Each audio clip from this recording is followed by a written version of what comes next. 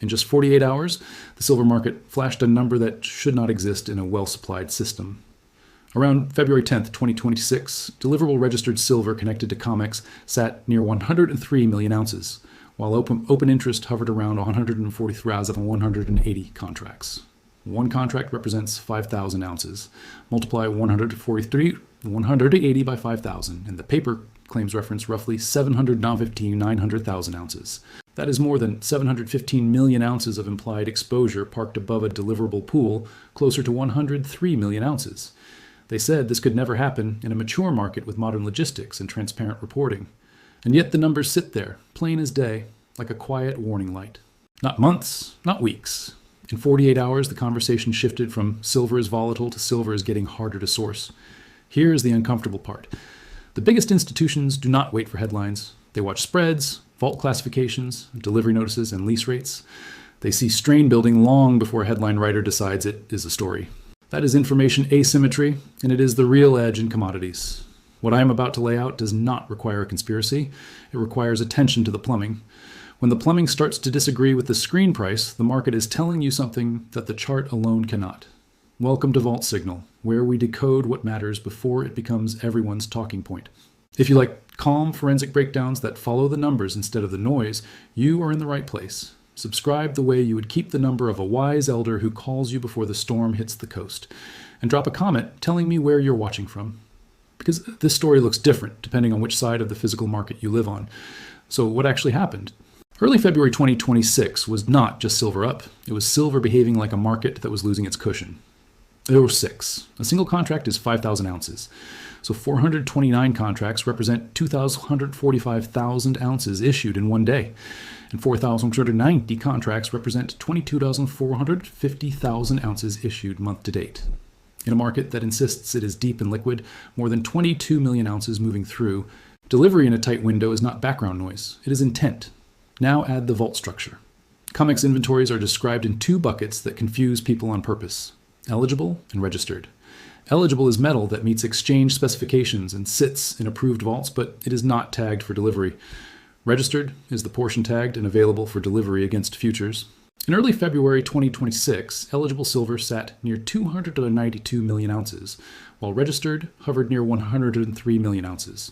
That means the deliverable share was roughly 26% of the exchange approved total. And that ratio matters because eligible is not a promise. Eligible can be owned by someone who has no interest in selling into a rush. Registered is where delivery leverage sits. When registered looks thin, the market's cushion shrinks, even if the headline total looks large. Then the dislocation arrived from the other side of the planet. Shanghai pricing carried a premium publicly discussed as more than $14 over London. Silver is globally traded. If it is cheap in one place and expensive in another, arbitrage should close the gap. Metal should move, hedges should lock in profit, and the premium should fade. When it does not, it tells you the friction is physical: timing, logistics, financing, and form. At the same time, the cost of borrowing silver did not look like a sleepy, balanced market. Lease rates were discussed around 3% in early 2026. In calm periods, that number often hugs the floor. A higher lease rate is the market charging rent for immediacy. It is a signal that someone needs metal now, not later, and they are willing to pay to access it. Notice the contrast in how different parts of the market communicate. The screen price is a single number, updated every second. Physical stress shows up in slower, uglier ways: delays, premiums, lease terms, and inventory classifications. That is why a quiet change in registered inventory can matter more than a loud move in price. Price can swing on sentiment. Inventory behavior usually swings on necessity. Delivery itself is a workflow, not a headline. A long holder must stand for delivery, notices are issued, warehouse receipts change hands, and metal must be ready in the right form. When activity accelerates, the system can still function, but it becomes more sensitive to timing. If too many participants want prompt settlement, spreads tend to tighten, nearby months strengthen, and financing costs can rise as the market tries to ration immediacy. Another detail that matters is that silver is not just silver. A 1,000-ounce bar in London is not the same logistical object as a 5,000-ounce COMEX contract, and a fabricated product is a different world entirely. Moving metal across those formats takes time, expertise, and capacity. When regional premiums widen, it is often because the market is short of the right form, in the right place, at the right time, not because the element silver vanished from the planet. The reason these numbers feel abstract is because silver is counted in ounces, not in the scale of global finance. 9 million ounces is a balance sheet reference, and the perspective changes. 8 billion. $8 billion must change hands tomorrow. The point is that an enormous amount of paper exposure can sit on top of a relatively small deliverable base, and the market only needs a modest shift in preferences from paper exposure to physical settlement to reveal how tight the marginal ounce really is. And the shift rarely announces itself with a siren. It starts with small frictions. A manufacturer asks for faster delivery.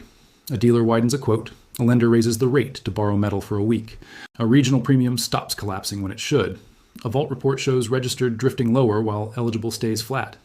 Each detail looks harmless alone. Together, they form a pattern that has preceded nearly every meaningful silver dislocation in the last half-century. So why does any of this rhyme with the past? Because silver has always been the metal where the paper structure can expand far beyond the physical float, until the physical float becomes urgent.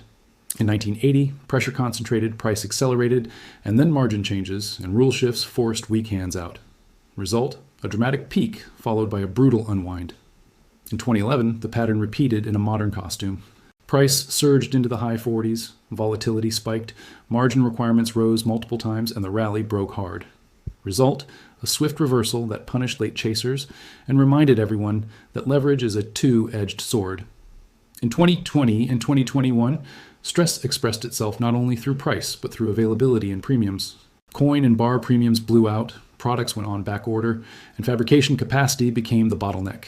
Result, the market learned again that spot is not the same as delivered, especially when demand arrives faster than the supply chain can respond. Now in 2026, the same playbook is forming again, but with a quieter tone. Instead of a single dramatic spike that everyone can point to, you see a cluster of stress signals. Delivery activity that stays elevated, registered inventory that looks thin relative to paper claims, lease rates that do not want to go back to sleep, and a regional premium that refuses to behave like a simple arbitrage opportunity. Let's talk about the players, because markets are not abstract. On the regulatory side, the CFTC publishes positioning. In the February 3, 2026 snapshot for COMEX Silver, commercials held around 80,973 contracts, short versus 35,248 long, while non-commercial traders sat around 38,883 long. Those numbers do not tell you a prophecy. They tell you posture. Here's where expert commentary often contradicts itself. Some analysts will say inventories are ample because the total eligible number looks big. In the same breath, they will acknowledge that lease rates are elevated and regional premiums are stubborn. Both cannot be true in the same way.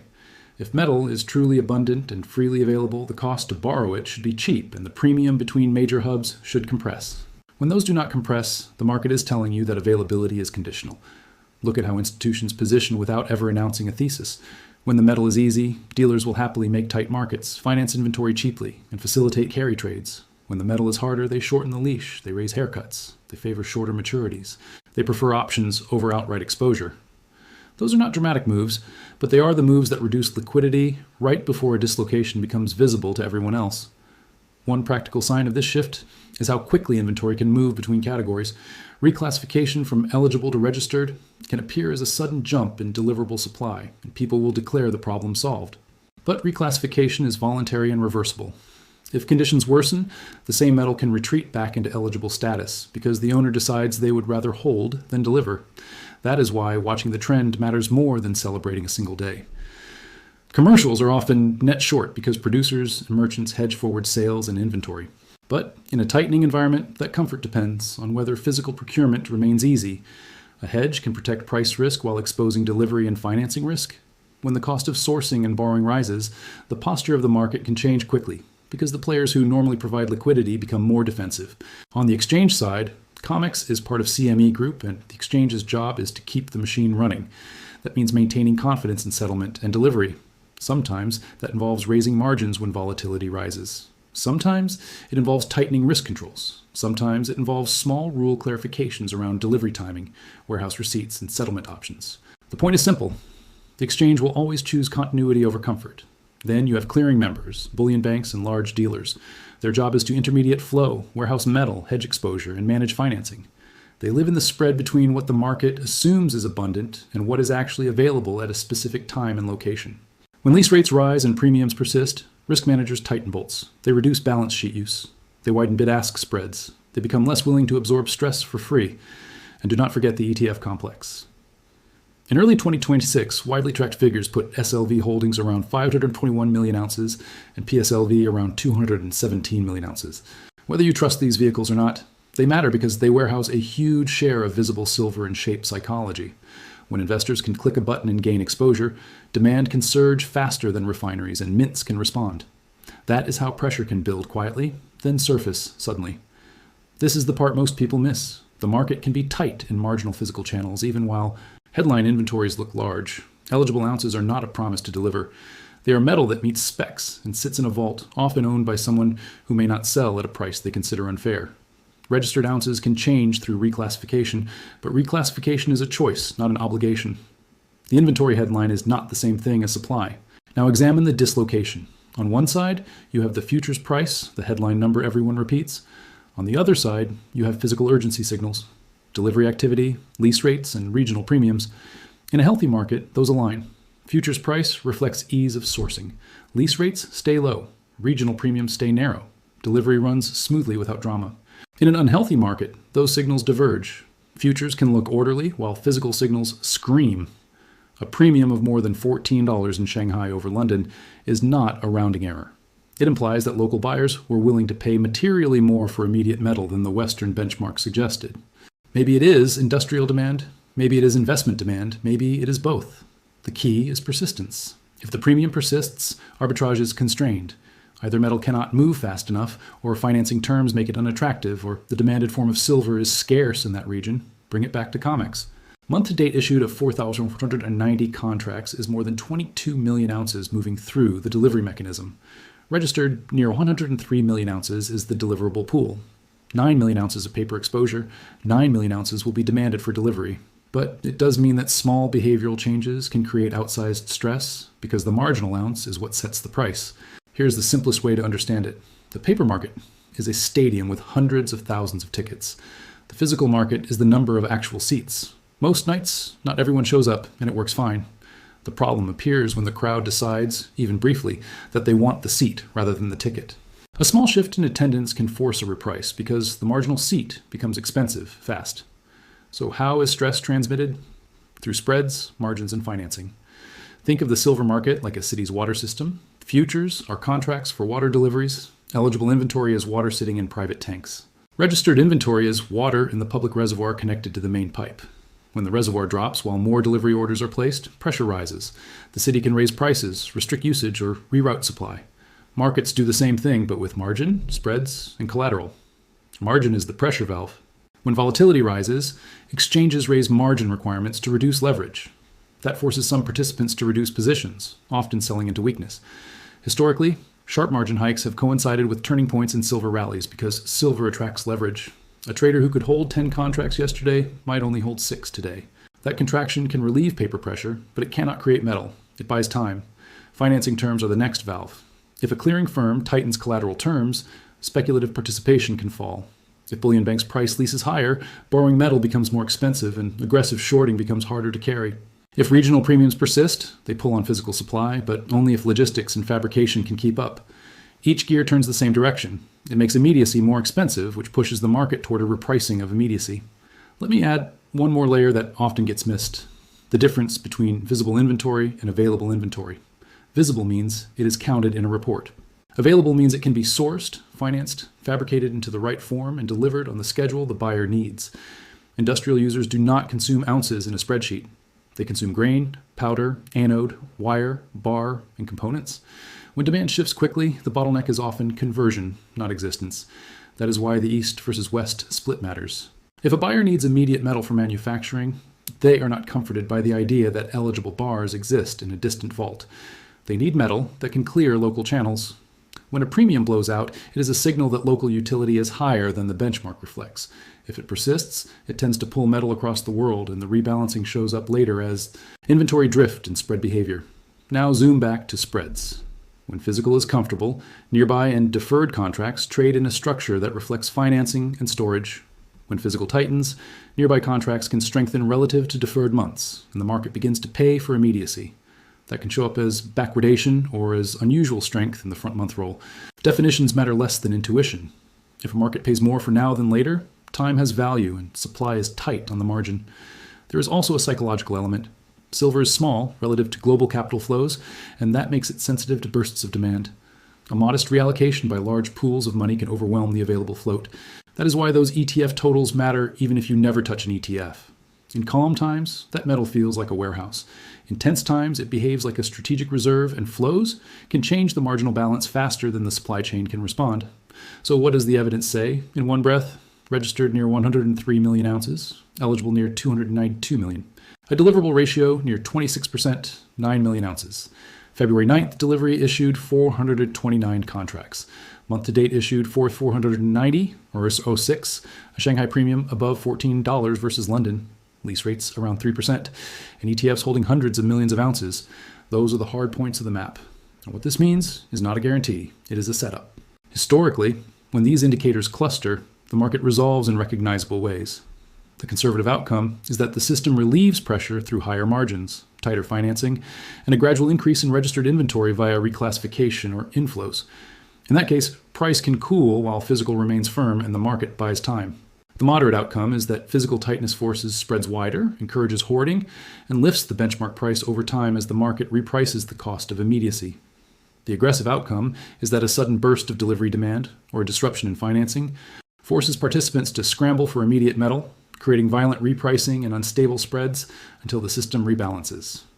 You do not need to predict which path. You only need to watch the indicators that choose the path. So what should we watch next? Watch whether registered inventory rises or falls week to week. Watch delivery activity in active months, especially when it remains elevated outside the usual rhythm. Watch lease rates for persistence. Watch the Shanghai to London premium for narrowing or widening. Watch front-month spreads for signs that immediacy is being bid. And watch whether volatility triggers margin changes, because margin is the market's emergency brake. One last indicator to keep on your radar is how the market resolves the tension between paper convenience and physical preference. Watch whether nearby contracts trade unusually strong versus deferred months, and whether participants lean on exchanges for physical settlement or seek alternatives through deals. Watch for changes in margin, because margin hikes are often timed to volatility, not to comfort. And watch for narratives that flip overnight from plenty of metal to unexpected tightness. That narrative flip is usually a lagging confirmation that the plumbing already has changed. By the time it is obvious, it is late. Now we arrive at the divide, and it is not about intelligence, it is about attention. Most participants live in the headline world. They see a price quote and assume the market is a single pool. The people who understand this market live in the plumbing. They know silver is a network of promises, logistics, and timing. They understand that institutions move first and the crowd reacts later, not because anyone is better, but because one group watches the ledger while the other watches the story. The wealth gap is often an information gap.